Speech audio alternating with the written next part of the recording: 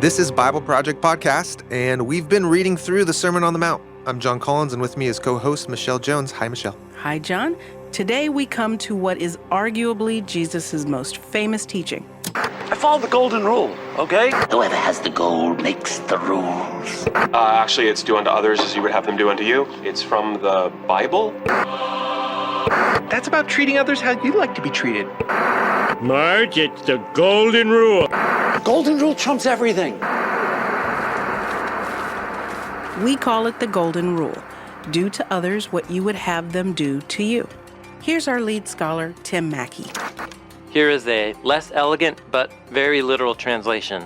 So then, everything you desire, people do to you, so also you do to them, for this is the Torah and the prophets.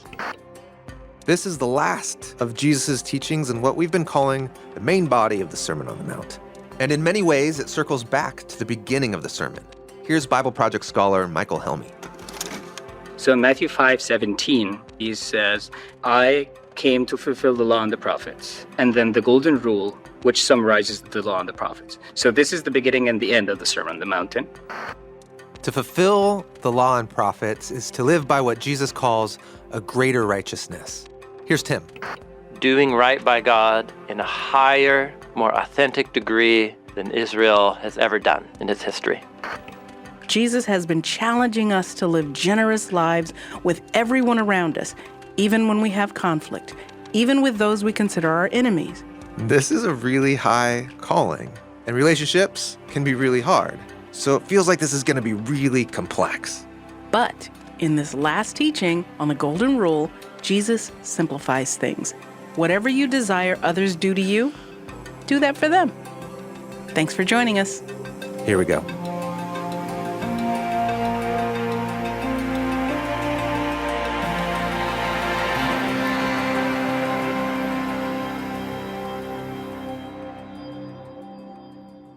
Hi, Tim. Hello, John. Today we get to talk about maybe the most famous teaching of Jesus. Yes, his most famous saying of all time. Here's something provocative. So Dale Allison, who's a biblical scholar who's dedicated most of his scholarly career and publications to the Gospel of Matthew and Jesus studies. He says, within the context of the first gospel, the golden rule is not a principle from which all of the law's commands can be deduced. He says, neither is it a key for interpreting the law or determining the validity of different commandments. He says, the golden rule is instead the most basic or important demand of the law, a demand that in no way replaces the Torah, but instead states its true end. That is, its fulfillment. So when it comes to the goal of the laws in the Torah, when it comes to human relationships, he's not saying every single command can be traced back to here, but this is the ethical thrust and the wisdom to which the laws of the Torah are all pointing in one way or another. What you desire others to do to you, you should do also to them. Everyone's after a type of righteousness, a type of community in life and relationships where we're treating each other with justice and equity. Yep. And generosity. And generosity. Not just justice, but even sometimes. Yeah. Well, there it is. Like, when we talked about this in our last conversation, morality is complex. And you can't create a computer program. But if you were going to try to create one line of code, right, that kind of like helps you out the most, would it be this line of code? And it's not that every single situation can always be boiled down to this. It's like a compass. This will pretty much always get you to true north. Not perfectly, not always in the first step. This at least will spin you around from south to north. Exactly. Yep. It's like, okay, I don't know. Do I have to go 10 miles, 1 mile, 20 miles? I don't know, but what direction am I going? If you've got a million possible things you could do in a situation, apply this rule and 900,000 disappear. That's good. Right? Yeah, that's right. Like, I love your metaphor. That's a good way to just orient yourself in the right direction. So here's what's interesting. The golden rule is the last teaching of this third main section of the body of the sermon. And it began with the first teaching about God and money, which is, in a way, about doing right by God in how we relate to our money. And it begins with one of these commands, which is, don't store up treasures on the land, store up treasures on the sky. And then you get teachings about money. Then a new section opens up with chapter 7, verse 1, which is, don't judge so that you are not judged. Then you get the teachings about wisdom and interpersonal relationships. Then you get the golden rule, do to people what you want them to do to you. And those three kind of work together. Okay, the three are, don't store up treasure. Don't store up treasure on the land. Do store up treasure in the skies. Don't judge.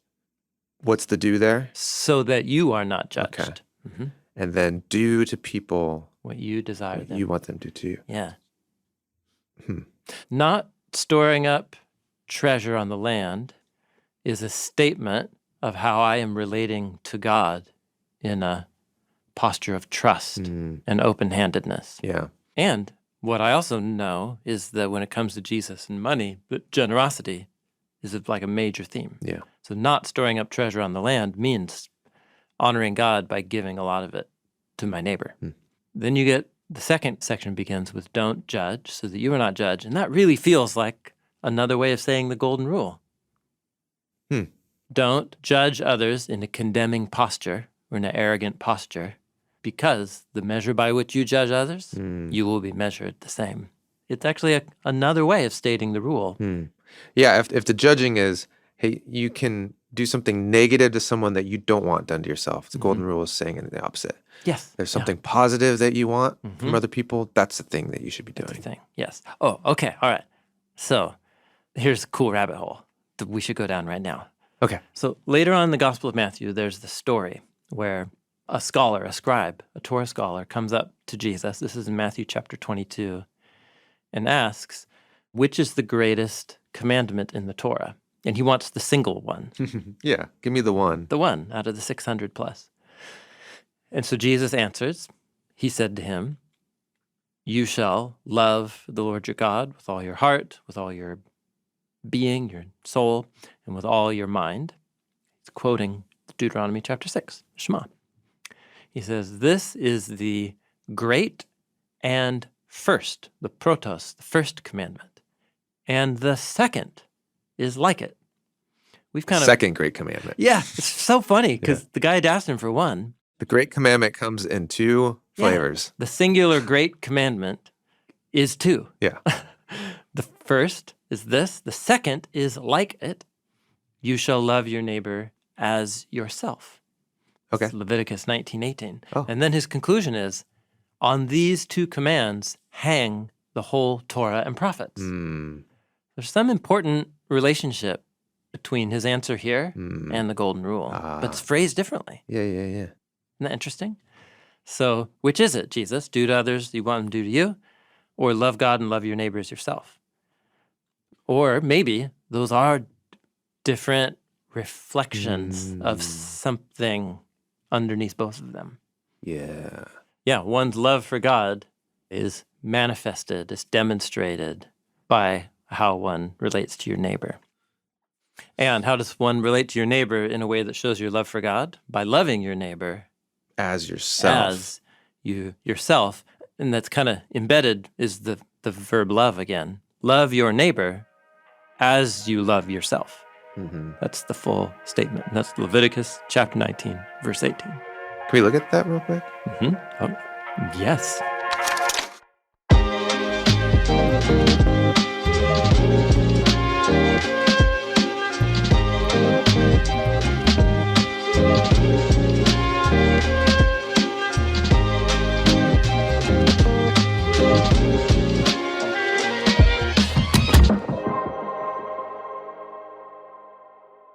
Okay, Leviticus 19 is a collection of what feels like a grab bag of covenant laws given to ancient Israel, but the little bundle that it's in is actually in verses 16 through 18. So I'll read them.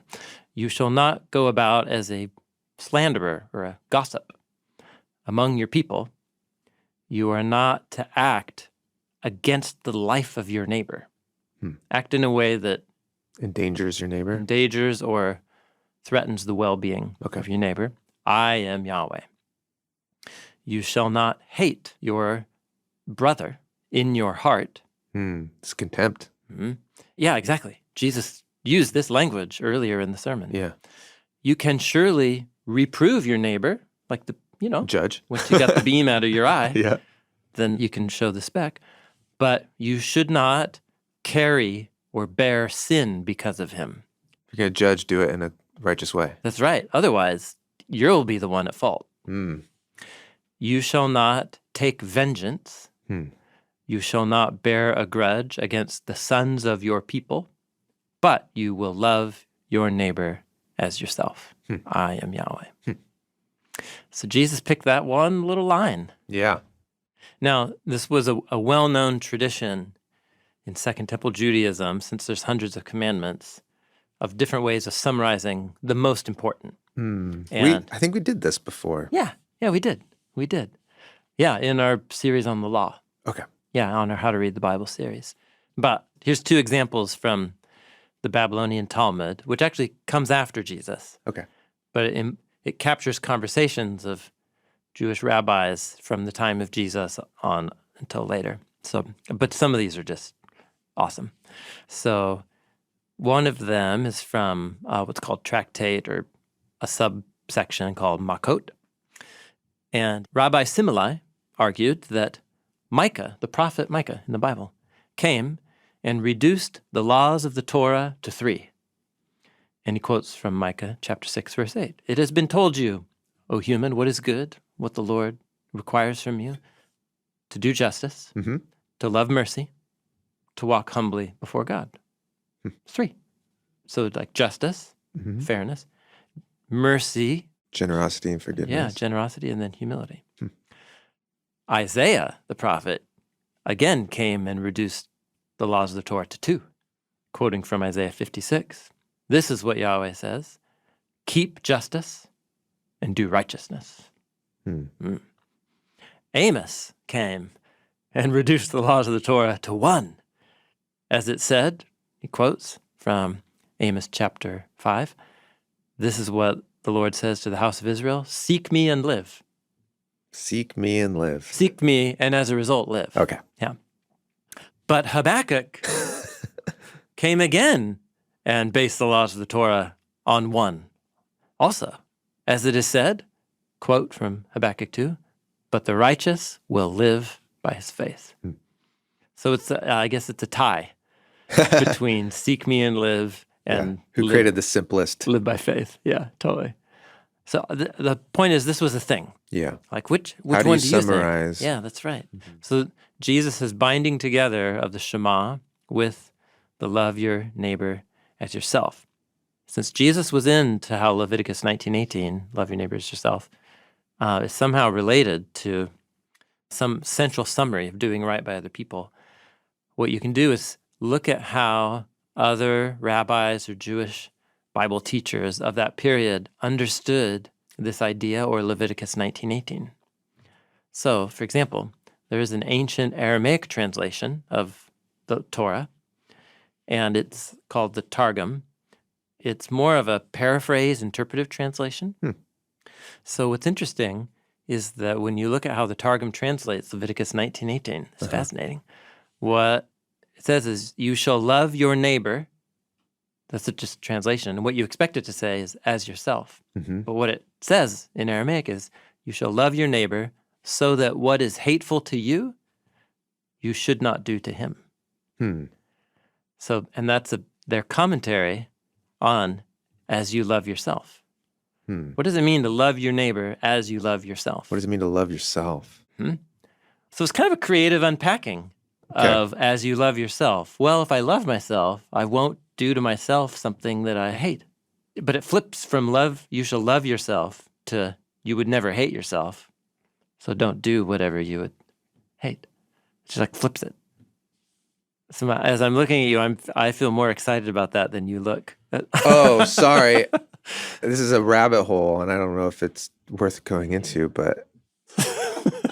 Well, I was just listening to a comedian, And this comedian, became an addict and almost destroyed his life. And it was because of his friends who kind of confronted him, got into rehab. And so a lot of the comedy was about reflecting on that. And what he came to realize was he's his own worst enemy. He really did try to kill himself by looking for what he thought was the good life, being high. And so he came to realize that if he's his biggest enemy and he was trying to kill himself, he doesn't have to be so afraid of other people's judgment of him. Because he's look, you might be judging me, but I tried to kill myself. Like destroy myself with this addiction. Yeah. You're saying, yeah. Right. Yeah. So interesting. I think his mentality changed Interesting from way to reframe that. Yeah. Yeah. I'm usually afraid of people's judgment and critique, and I think, they're out to get me. And then when he realized the person out to get me is me. Wow. Then it totally reoriented himself. Wow. So anyways, I was just thinking about that because there's some wisdom in that. there's some wisdom in that. Yeah. Wow. So anyways, this translation or this interpretation, this early version of the message in Aramaic, love your neighbor as yourself, meaning what's hateful for you, don't do to other people. I guess I just was thinking how hard is it to know and to really be even true to ourselves? We do things that are hateful to ourselves all the time. Yeah. But it's interesting. We might think on the surface that we are loving ourselves by indulging or doing something that actually is harmful to us in the long run. We just don't perceive that yet. Yeah. Or you do perceive it, but you don't want to stop. And that's a weird part of human psychology. Or maybe it's a natural part of human psychology. Anyway, I think it's a way to think about. As you love yourself, what that means is when a healthy human mind is functioning, we do what is good for ourselves that will lead to our life flourishing. Yeah. At least we have that intention. Yeah. Yep. That's right. We'll screw it up. Yeah. And we'll sabotage ourselves. That's right. Well, poor execution, but good intention. Yeah. Yeah. That's right. Yeah. Sometimes the ways we love ourselves destroy ourselves. And I think, reading those laws in Leviticus, it did all feel about intention. Yeah. Right? Don't That's have right. contempt for your brother. Don't gossip about. Yeah. Yeah. Have their best interest in mind was kind of the flavor of all those laws. Yeah. And so even if we screw that up, if our intention underneath is that, we're in the right territory. Yes. Yeah. Okay. Yep. So what's interesting is that the love your neighbor as you love yourself and love God, that is one way that Jesus said all the Torah and the prophets hang on those two. And that version of a summary of the Torah and the prophets really made an impact on Jesus' disciples because you read these lines repeated in his writing, in the writings of the apostles throughout. So there's just a couple examples. In James, the letter of James, chapter 2, he has this whole thing about if you hold others to follow the wisdom of the Torah, but you don't do it yourself, you're a hypocrite. But then he says, but if you fulfill the royal law, the law of the king, as expressed in this scripture, you shall love your neighbor as yourself, then you're doing good. So he takes this as fulfilling the Torah. The Sermon on the Mount, the body center of the sermon began with, I'm here to fulfill the Torah and the prophets. And then it ends with the golden rule, where Jesus says, this is the Torah and prophets. But when James says, how do you fulfill the Torah? He doesn't quote from the golden rule. He quotes from Leviticus 19:18, which Jesus also said, all the Torah and prophets hang on that. So my point is that he's blended together here. He's so internalized the ethical vision of Jesus that when it comes out, and I love he calls it the royal law.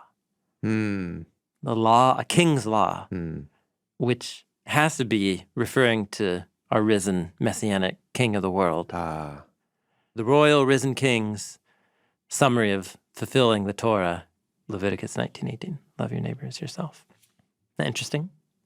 Yeah, it is. I'm just wrestling with, why isn't it not singing enough for me? Because here's James, the royal law. Love your neighbor as yourself. And Jesus is using it, summing it up. And for some reason, for me, I go, okay, but I don't even know how to love myself. Oh, I see. Right? I don't even have that much wisdom. Right?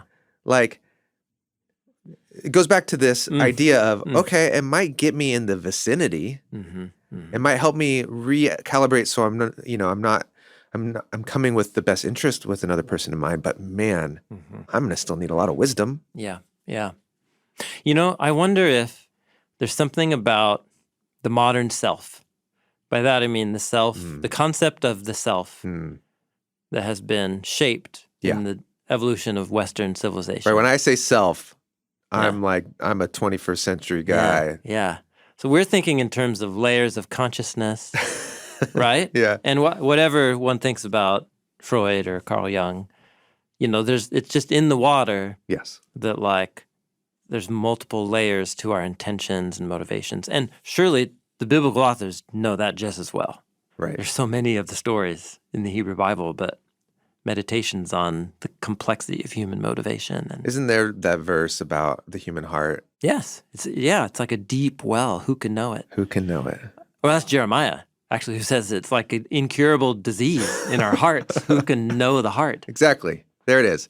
So how would Jeremiah respond to this? Okay. Well, once again, maybe we're trying to make the as yourself do a little more than it's designed to do, which is just to say, on the whole, humans do what is good for themselves and don't have to think too hard about how to take care of yourself. Food. No one has to tell me to look for food. Yeah. Like, I just do it. Right. And for clothing, for shelter. Yeah. Or just fair, being equitable, being generous. Finding opportunities, getting a leg up. Yeah. It's just we spend much of our waking hours just naturally on the hunt. Conscious selves searching for how to maximize the goodness of our lives. Yeah. So that's so innate. Yeah. What if I were to begin to occupy my attention and concerns and desires, what you desire others to do for you, to desire that as much as I do for myself, for others. Yes. So it's that recalibration. Yeah. It's that moving from I have contempt for that person to I am that person. Yeah, that's right. From I need to get a leg up in this community to like this community and me are in some way one. My desires need to extend out to others. Yeah. Okay. When Jesus says, love God and love your neighbor as yourself, it's only in Luke's version. Then the Bible nerd responds to Jesus, but who is my neighbor?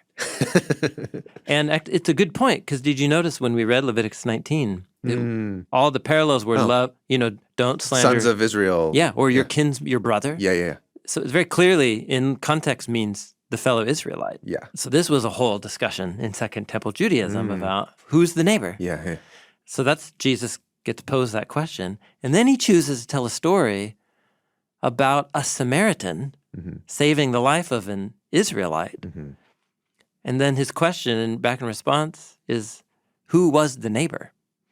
He like flips it. So he paints not just a non-Israelite Samaritan as the one who cares for his neighbor as he loves himself, but it's a Samaritan, like by Jesus' time, 300 plus years of animosity and violence back and forth across the northern border with Samaritans. And what he doesn't say is the Samaritan is the neighbor you should love. Yeah. What he shows is that the Samaritan is the loving neighbor who you should be like. Yeah, it's a twist within a twist. Yeah. I love that your mind went there. What we think is, well... who's the self? Who's the self? Yeah. Oh, that's right. That's the question I was asking. Yeah. Yeah. And in the first century setting... who's the neighbor?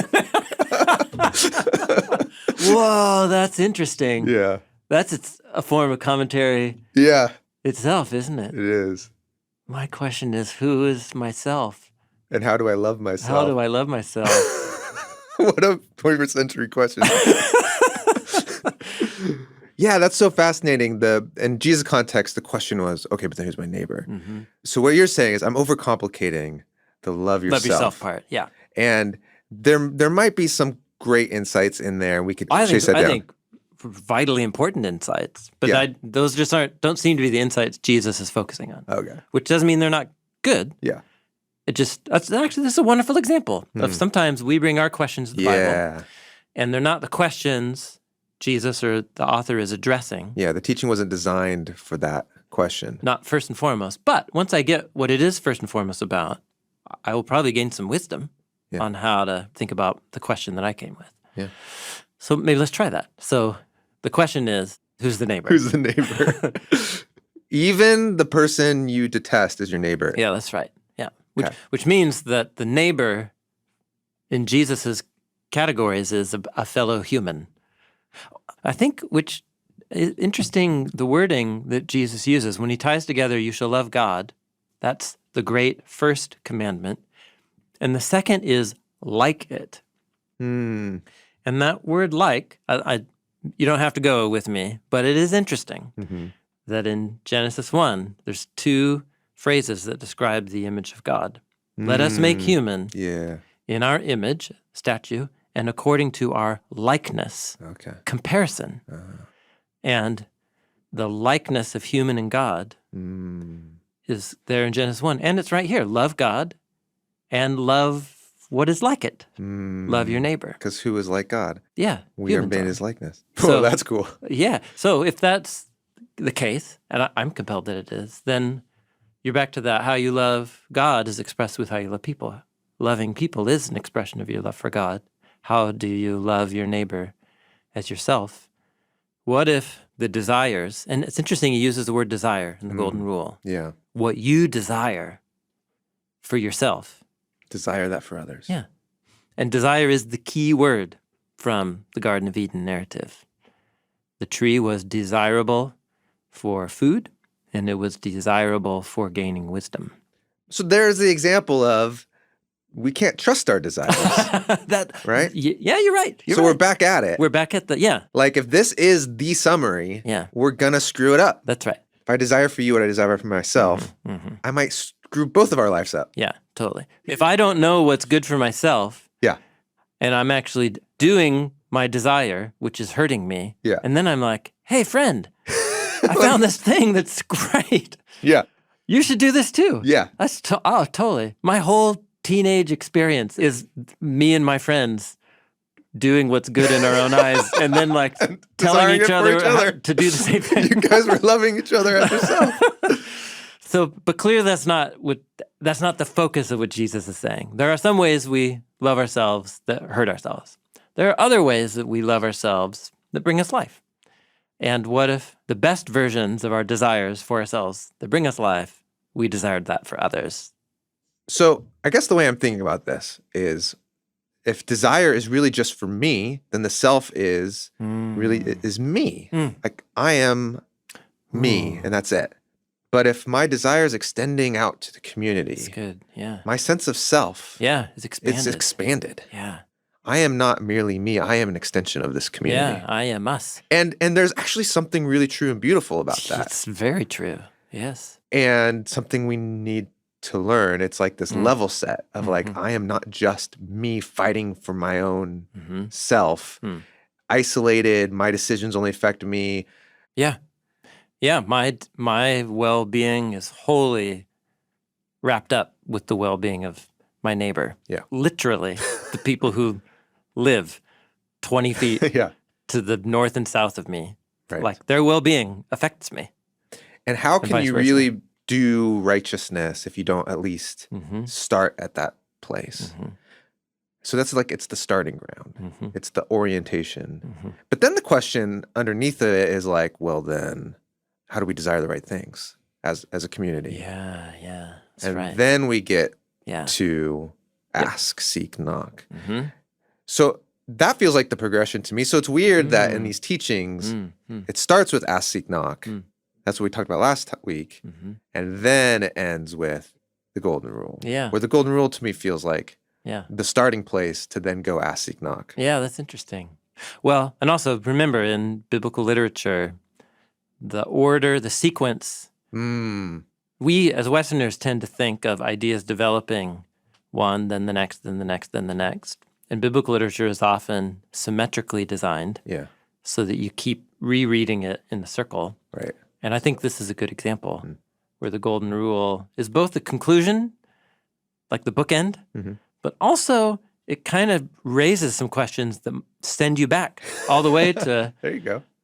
fulfilling the Torah and the prophets in Matthew 5, and then you read through really it all just the beginning again. with the new lens of I see. That's how Hebrew Bible works, is often a concluding thought is really an invitation to start again. to cycle back to the beginning and now read it. And often, like, if there is a central thought, it's usually in the center of the passage, not at the end. Yeah. And what's at the center of the center of the center of the Sermon on the Mount is a prayer where you pray for God's desire. Yeah. Yeah. Yeah. I noticed this not long ago. The word desire appears 2 times in the sermon. One here in the Golden Rule, and then one in Not the Lord's my Prayer. desire, but yours. Yeah. It gets translated as will. May your kingdom come and may your will be done. But it's the same word right here as desire. Your thelema, which is the Greek word for desire. May what you desire, Okay, there it is. Father, happen It on the is. land as it is in the sky. Okay, so it is at the center. Yeah. Literally, the word desire is at the center of the sermon. Okay, this is what I've been feeling the whole time is, Jesus, why wasn't that your summary of the Torah and the prophets?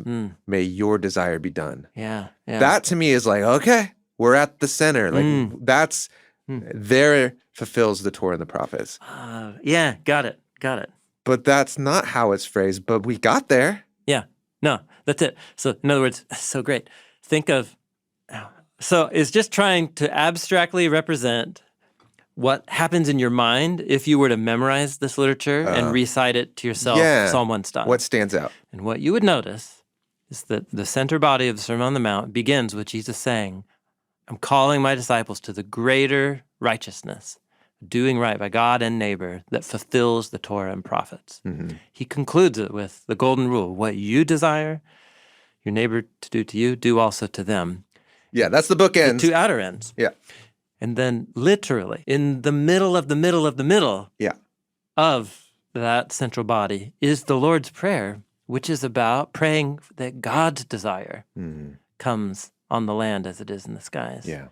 So now it's about, well, fulfilling the Torah is doing right by God and neighbor.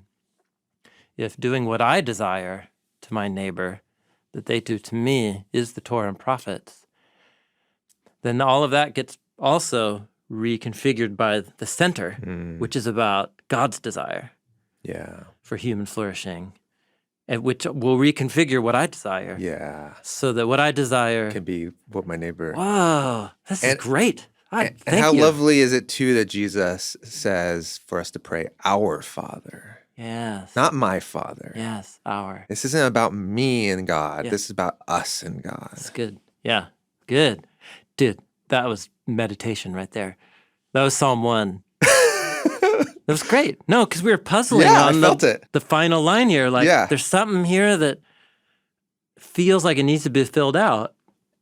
And it turns out Jesus did fill it out. Yeah. But not in a linear, logical way. It's more about the design, The and invitation the flow. to meditate. Yeah, so to summarize, you were stuck on love your neighbor as you love yourself as one way that Jesus summarizes the Torah. And I guess where I was stuck was like, if that was the divine line of code for my life. What you desire do to others. Then that's going to screw me up and it's going to screw you up. And that's not just a modern question. That's a question that the author of Genesis is highlighting. Is that human desire is not a reliable indicator of God's will. Jeremiah got it. That's right. And Jeremiah said the human heart needs a renovation if its desire is going to become God's desire. So why is it that Jesus seemingly was saying, hey, that's what the whole Torah and prophets is about. This is what you need.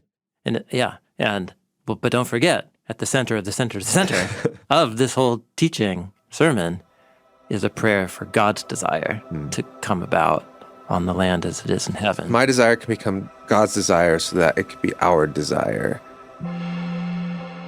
Whoa, yeah.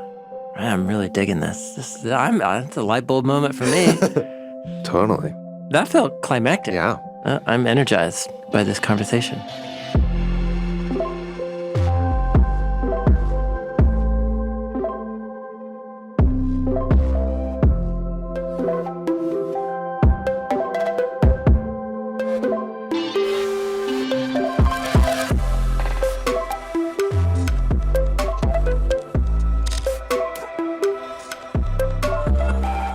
I love that journey with the Golden Rule, how the command to love our neighbors as ourselves circles back to the center of the Sermon on the Mount, where Jesus prays that God would shape our desires to mirror his own heart. And with that, we come to the end of this entire middle section, where Jesus says the Golden Rule is the Torah and prophets. And now remember, this entire section began with Jesus saying that he came to fulfill the Torah and prophets. And so, as we end, we want to consider in what way did Jesus really fill this full? To do that, Stephanie Tam sat down with BibleProject scholar Michael Helmy and began to discuss what it meant for Jesus to fulfill the righteousness of the Torah and to also fulfill the story of the Torah. Here's Michael Helmy in conversation with producer Stephanie Tam. Tell me a little more about this phrase, to fulfill the law and the prophets, and how that's typically used and how Jesus is using it and what the significance of perhaps that difference is. So in Matthew 5:17, we have Jesus says that he comes to fulfill the law and the prophets. And what that means, I would say we can take it from two angles. The first angle is the meaning of the law and the prophets is a traditional phrase to indicate the whole scriptures, the whole Hebrew Bible, right? Okay. Which is basically the biblical story. Jesus, from one side, is saying that he comes to fulfill the story. Okay. So from the very beginning of the Gospel of Matthew, we see Jesus as a new Moses, doing exactly what Moses was supposed to do, fulfilling exactly the patterns that we see in the Old Testament. So on one side, Jesus is the fulfillment of the narrative. Mm-hmm. But then at the Sermon on the Mountain, there seems to be a second angle that is structured between I came to fulfill the law and the prophets, and then the Golden Rule, which summarizes the law and the prophets. So this is the beginning and the end of the Sermon on the Mountain. So in other words, he's saying, my teachings here, if you meditated on them, if you followed them, is the way to fulfill the law and the prophets. That's really interesting. It's interesting, right? Yeah. Yeah. Okay. And you also talked about how there's a parallel between Jesus and Moses. And I'm wondering if you can walk me through that. Yeah, for sure. Let's begin at where the narrative starts at the Gospel of Matthew, which is in chapter 2, where we note that there's a king who is out of fear of losing the throne. He attempts to kill Jewish boys, right? Yes. Which is exactly what Pharaoh did, okay? So like from the very beginning, there are very clear indications that we are about to compare Jesus and Moses. Yeah, okay. Okay? So we know also from the story of Moses that he fled, ironically, to Egypt from Israel, which is now behaving like Egypt. Okay. Right? And then from Moses' story means the beginning of an exodus from out of Egypt. Yeah. Yeah. As a Bible nerd who's reading the Gospel of Matthew, we should be expecting that Jesus' return should mean something similar, should mean that there might be a new exodus happening in Israel right now. Oh, interesting. And the parallels continue. Exodus begins by fleeing out of Egypt and going through first the waters. Yes. The first time we see Jesus in the book of Matthew is have him pass through the Jordan for his baptism, right? Like Israel passed through the waters. And once he got out of the waters, the Holy Spirit took Jesus to the wilderness. Exactly. Oh my goodness. Yeah, to be tested, right? It basically follows step by step through the whole story. Oh, that's so cool. And then within the wilderness itself, Jesus passed through the same 3 tests that Israel passed through. The test of hunger and thirst, the test of idolatry, and then the test of leadership. Okay, right. Jesus passed through every test by quoting mostly from Deuteronomy, but he did what Israel should have done, right? And then at that point, we begin the Sermon on the Mountain, as we would expect Moses being on the mountain delivering the Torah. Now we have Jesus delivering the new Torah. It's not meant to be replacing the Torah, but he is teaching the Torah to his people. And the structure makes it clear that this is how they want us to read it. Do you want to know how to fulfill the law and the prophets? Do the golden rule. But what's the golden rule, right? We're fleshing out exactly the kind of life, the kind of world that you would establish should you follow these teachings. Yeah, there is something that is interesting there in that tension between what is kind of tradition and what is distinctive. Yeah. I mean, I would say that both Jesus' practice of quote-unquote summarizing the Torah and the actual words he used to summarize the Torah are both traditional.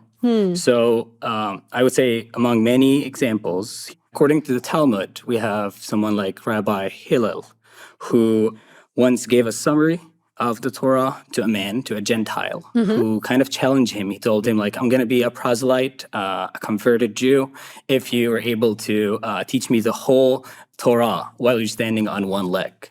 That's basically a challenge. And this is basically what, Rabbi Hillel said. What is hateful to you? Do not do to your neighbor. That is the whole Torah. While the rest is commentary. Go and learn it. So, like, basically very similar to what Jesus is doing, right? Like, he kind of summarized the whole thing and then just saying, like, the rest is commentary. Wow. So did the Gentile get converted from that? I'm actually not sure. I haven't followed the story through. Yeah. No, that's a very memorable story. Yeah. That feels actually kind of similar to the account in the Gospels where a man comes up to Jesus and says, what's the greatest command of all? Yeah. And I mean, the example by Hillel reflects to both what Jesus is doing.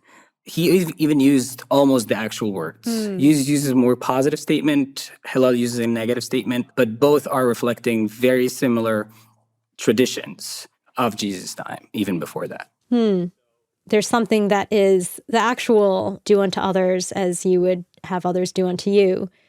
Like, you could get that from the Old Testament, and you could get that almost intuitively. I think that's actually quite a common... Oh, very much. From what you were saying with what Hillel was saying, even other world religions and things. Yeah, I mean, for example, like among many others, we have like Sikhism, Islam, Zoroastrianism, Hinduism, Buddhism, Jainism, Taoism. All of these have the golden rule, or a version, some kind of version of the golden rule within. Yeah. But then I guess the unique component is seeing it fulfilled or fleshed out in the actual person and narrative of Jesus. Is that kind of what you're saying? That's one angle of it. Yeah. And definitely the teaching. Like, not the actual word of the golden rule, but the totality of its teachings. Yeah, that's cool because both his examples about loving your enemy and his story about the Good Samaritan are actually helping to flesh out what does that mean to, that Leviticus law. What does that actually look like? And then there's also that additional aspect on top of the teaching where he is actually embodying what that looks like in terms of the way that he loves others and the kind of people that he reaches out to. That's really cool because part of, I think, what can be very perplexing, but perhaps rich about a lot of wisdom literature is that wisdom literature isn't necessarily as like neat and tidy as a clear-cut command of like, do this in case X, Y, Z. It's more of a principle that you then have to apply. And the way that you apply is often through these examples and actually through, the whole example of Jesus himself is a really cool way of thinking about his life as an application of the golden rule that he's teaching. Yeah, that's exactly how I would understand it. Like, do not murder. It's easy to follow that command, but wait, is that what it's all about? I think it's more than that. It's about what leads to murder, right? There's anger. There's this fury that would be very hard and very demanding for someone to work on. Yeah. But this is way more important for us to embody and establish the kind of kingdom Jesus is trying to bring, where heavens and earth meet. Yeah. And there's a way in which both his teaching on murder and also his life is fleshing out what it means to, I guess, not just obey, but to fulfill God's law. Yeah, and it just requires a lot of meditation.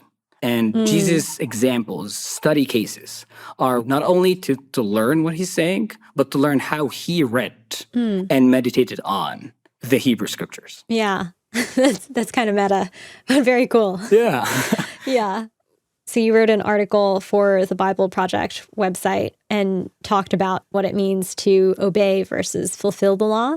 One thing you had said in particular, which really stuck with me, where you said, like, when we avoid murder, we partly fill the law, but when we love, we fulfill the law. Mm-hmm. And that feels like a really cool way of thinking about what it means for both Jesus to fulfill the law as the incarnate word, but also how his teachings flesh out and fulfill all of those laws too. Yeah, and I mean, it's an invitation for us to read the Hebrew scriptures accordingly. Like exactly like I think one of the narrative about the Shabbat, like the Sabbath, where Jesus was going at the heart of the Sabbath. The Sabbath is about humanity resting and flourishing in God's kingdom. It's not about a checklist of following whatever rules you have to do in the Sabbath, right? They're helping us to do that. Definitely, like, do not work. That means I have to rest. That means I have more time to meditate on God's scriptures, for sure. Mm-hmm. But if that work means that I get to help a friend, that means I get to establish and embody God's kingdom even more. And that's what the Sabbath is all about. And that's why Jesus healed that person. So I feel like you're actually answering the question that I'd had, which was, there's a way in which the Golden Rule is very practical as a compass of, how do I love myself? How should I love others? But there's also an aspect of it which sounds quite abstract. And I was going to ask, what would it mean for us to live out and apply and fulfill the Golden Rule in our lives? Oh, for sure. I mean, the Golden Rule and the love your neighbor as yourself are very abstract if taken as sentiments, as something you would put on your doorpost or something like that. But I think that's why looking at them in context of Jesus' teaching and life gives us a lot of fleshed out narrative, fleshed out ideas, fleshed out theology and wisdom to meditate on, to help us understand how to live and how to establish God's kingdom. The Golden Rule is not about following the Golden Rule. The Golden Rule is about filling full the laws and the prophets, just like Jesus, in his life and his teachings. Yeah. An example of someone who is laying down their life for their enemies is right there on the cross too. Of course. Yeah, I only focused on his life, but everyone knows about this perfection that happened at the end of the Gospels. Yeah, that's cool. That's cool. There's a way in which reflecting on his life and death and resurrection actually empowers us to also live in a way that is fulfilling the law and the prophets through love, the kind of love that he showed to us. Yeah, and I think that when I wrote that article, that's basically what I meditated on. I didn't have a lot of content just from that, love your neighbor as yourself, or from the Golden Rule. But I had a whole person with a huge set of teachings that can help me live, and help me understand what exactly I need to do. There's one paragraph that kind of summarizes the whole point, where I say, life in God's kingdom, Jesus says, is about completing or filling full one's love for others. By loving God and neighbor, average people join God in the work of establishing his kingdom. Through their love, people living in Jesus' way welcome all others to enter his world, where heaven and earth meet. To learn and practice Jesus' ways of love is to trust that God is making good on his long-established promise to reunite heaven and earth. It's a life that fills full everything God is doing through the law and the prophets. And this, by extension, should also define how we practice and understand the Golden Rule. That's beautiful. Thanks, Michael. Yeah, thank you. Thank you for having me.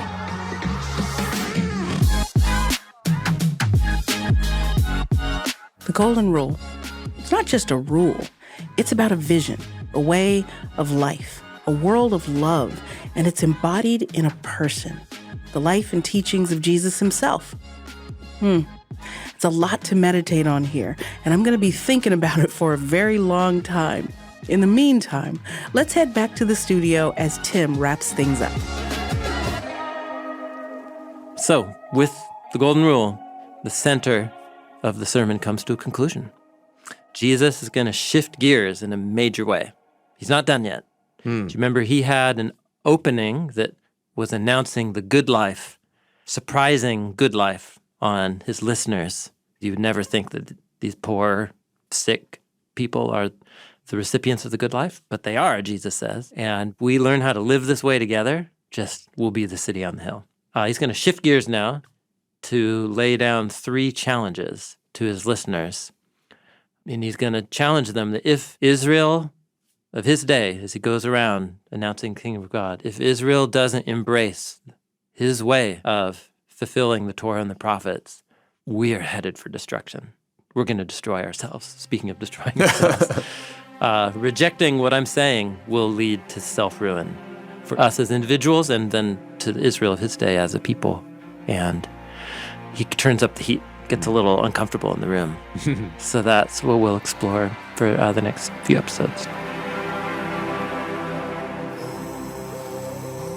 Okay, so I love these rabbit holes you and Tim went down. What is the self rabbit hole? Yeah, it made me feel like I should be wearing some psychedelic clothes, and I don't know. But my question is not so much what is the self.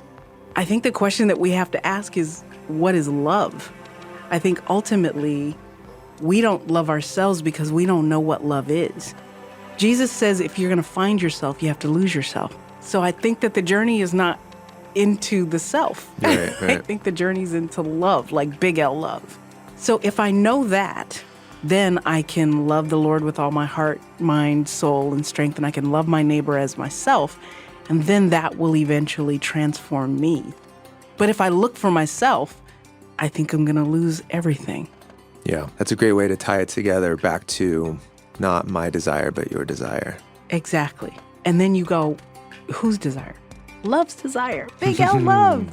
It always comes back there. Yeah. Well, it's a wonderful way to summarize the entire main body of the Sermon on the Mount, which we just ended. And next week, we'll start into the short conclusion of the Sermon on the Mount, where Jesus discusses the choice in front of all of us if we're going to live by his teachings. Jesus gives us 3 images of this choice. The first image is of 2 different gates that lead to 2 different paths. Paradoxically, the way to life now for Israel will be through a road that feels like death, the constricted road. Painful road will lead to life, and the easy road will lead to ruin. Be sure to tune in next week. Bible Project is a crowd-funded nonprofit, and we exist to help people experience the Bible as a unified story that leads to Jesus. Everything we make is free because of the generous support of thousands of people just like you. Thanks for being a part of this with us. Hi, my name is Mark, and I'm from Minnesota in the United States. I first heard about Bible Project from a class at my church. I use Bible Project for personal study, especially of challenging passages like the Sermon on the Mount. Their gentle teaching and amazing art help me experience the beauty of God. I also like sending their stuff to my friends and family when I have the chance. We believe that the Bible is a unified story that leads to Jesus. We're a crowd-funded project by people like me. Find free videos, podcasts, classes, and more at BibleProject.com. Hi, this is Tyler, here to read the credits. Stephanie Tam is the lead producer for today's show. Production for today's episode is by producer Lindsey Ponder. Managing producer Cooper Peltz. Producer Colin Wilson. Editors Frank Garza and Aaron Olsen. This episode was sound designed, mixed, and edited by Tyler Bailey. Nina Simone does our show notes, and Hannah Wu provides the annotations for our app. Original Sermon on the Mount music is by Richie Cohen, and the Bible Project theme song is by Tense. Tim Mackie is our lead scholar.